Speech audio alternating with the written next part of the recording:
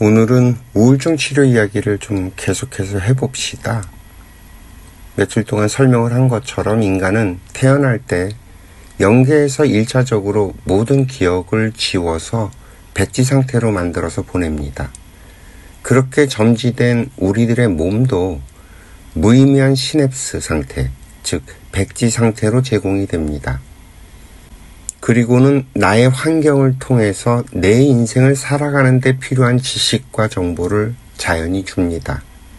이것이 모든 인간들의 공통 분모예요.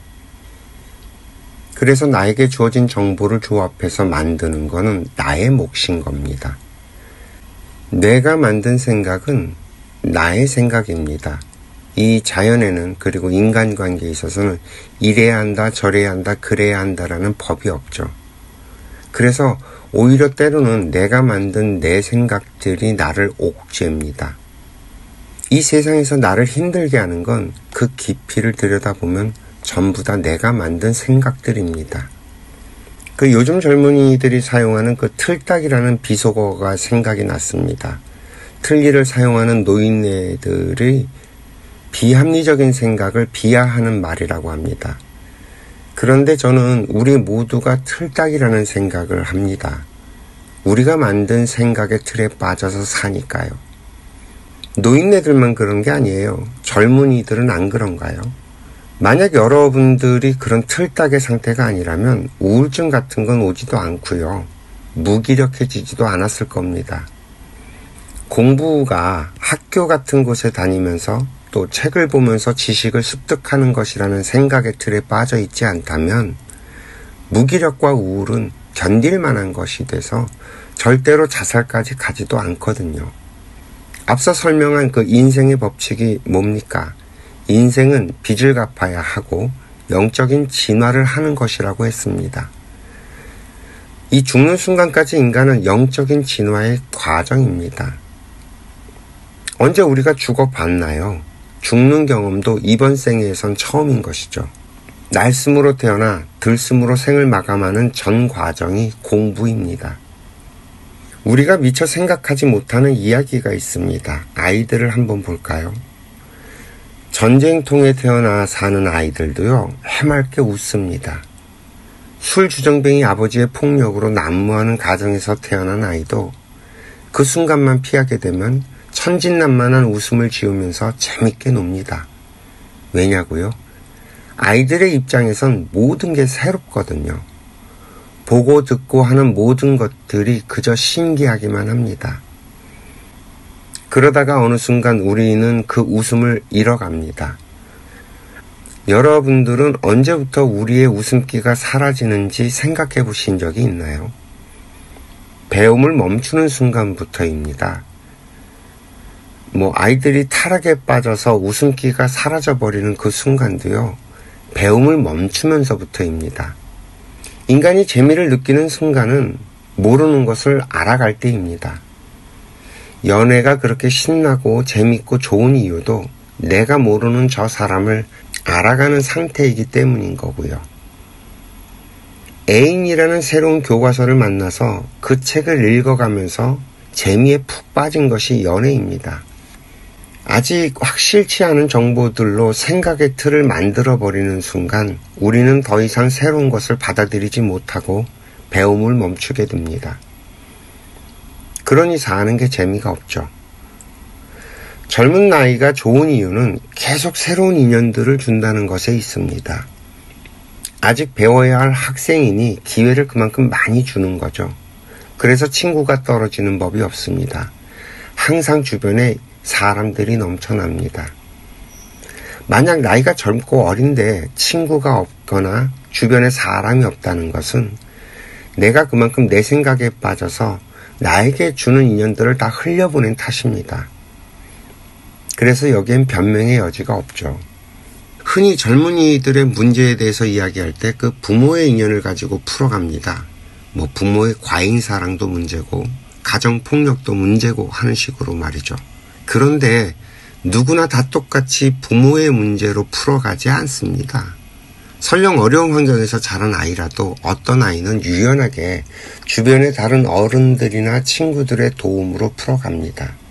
반면 어떤 아이는 부모가 이래야 하는데 그러지 못했다는 생각에 빠져서 부모를 원망하고 한으로 풀어갑니다. 자신에게 주어진 환경을 통해 들어오는 정보를 내가 어떻게 조합하느냐에 달려있다는 말입니다. 남의 부모를 생각할 필요가 없어요. 그 부모는 그 부모의 자식에게 안성맞춤으로 주어진 것이지 나랑은 상관이 없어요. 나는 내 인생에 필요하게 맞춤으로 부모가 주어진 것뿐입니다. 부모는 자기 나름대로 열심히 자기 인생을 살면서 자기의 역할을 하고 있는 겁니다.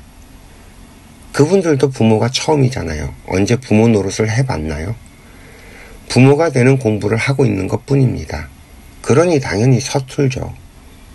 그러는 당신은 잘할 것 같은가요? 그러나 훗날 내가 자식을 낳아서 기를 때 부모가 나에게 해줬던 모든 것들이 거름이 되어서 내가 자식을 기르게 됩니다. 그래서 기업가 집안의 기업인이 나오고요. 교육자 집안의 교육인이 나오고 연예인 집안의 연예인이 나오는 겁니다. 도둑놈 자식이 도둑질을 배우는 것도 같은 이치예요. 그 부모가 가져오는 돈에는요. 그 부모의 에너지, 그 돈이 어디서 왔는지에 달려있는 그 에너지가 담겨져 있어요. 장사를 하는 사람은 수많은 사람들이 에너지를 담아서 돈을 줬기 때문에 그 에너지를 받아먹고 자란 자식은 수많은 사람들이 준 에너지를 먹고 자라게 되어 있고요. 도둑질로 벌은 돈으로 아이를 기르면 아이는 그 에너지를 먹기 때문에 자연스럽게 도둑질의 에너지를 배우게 됩니다. 콩 심은 데 콩이 나고 팥 심은 데 팥이 난다는 소리가 이런 걸 말합니다. 인과의 법칙을 따라서 정확하게 그런 부모의 자식으로 태어나는 것 뿐이고요. 나는 분명히 술주정뱅이 아버지의 아들과 딸로 태어나서 이 문제를 해결해야 하는 숙제가 있는 겁니다. 그것이 내 인생의 수건사업인지도 모르고요. 우리 인생에는 원망하고 탓을 할 것이 하나도 없다라는 사실을 우리는 반드시 기억해야만 합니다. 다시 말하지만 우리가 불행한 이유는 내가 만든 생각의 틀에 내가 갇혀버린 탓입니다. 아주 가벼운 예를 하나 들어봅시다. 얼마 전에도 그 예를 들었는데 이 그림 혹시 기억하시나요? 성인들에게 이 그림을 보여주면 당연하게 두 남녀가 백허그를 하고 있는 모습으로 보입니다. 그러나 아이들에게 보여주면 돌고래로 봐요. 사람은 자신이 알고 있는 정보로 세상을 바라본다는 아주 단편적인 예시입니다. 이제 우리들이 어떤 착각에 빠져서 살아가는지 좀 보이시나요? 온고지심이란 말은 과거의 정보들을 조합해서 새로운 미래를 만들어가는 작업입니다. 단순히 과거의 지식과 정보에 빠져서 과거와 같은 생활 방식으로 살라는 말이 아니에요. 과거에 그랬으니 지금도 그래야 한다는 생각은 우리의 미래를 망쳐버릴 뿐입니다. 틀에서 벗어나세요. 아무도 그대에게 그래야 한다고 강요할 수 없습니다. 안으로 자주 독립을 하세요. 내 인생은 나의 것입니다. 예민하고 날카롭고 머리가 좋고 감각이 뛰어나 상대들의 생각을 읽고 하는 건 나의 기질과 나의 능력이에요. 그게 관계의 문제를 만들지 않아요.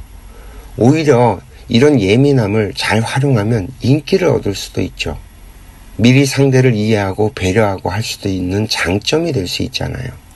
인간관계에서 상처를 받는 건 내가 만든 생각과 상대방의 생각이 부딪혀서 그런 거거든요. 내가 내 인생을 살아야 하는 것처럼 상대방 역시 자신의 인생을 열심히 살아가는 중입니다. 상대가 내 인생에 간섭할 수 없는 것처럼 나 역시 상대방의 인생에 간섭할 수가 없어요. 이해가 좀 되셨을까요? 오늘 이야기는 여기까지 하겠습니다. 시청해 주셔서 감사하고요. 행복하세요.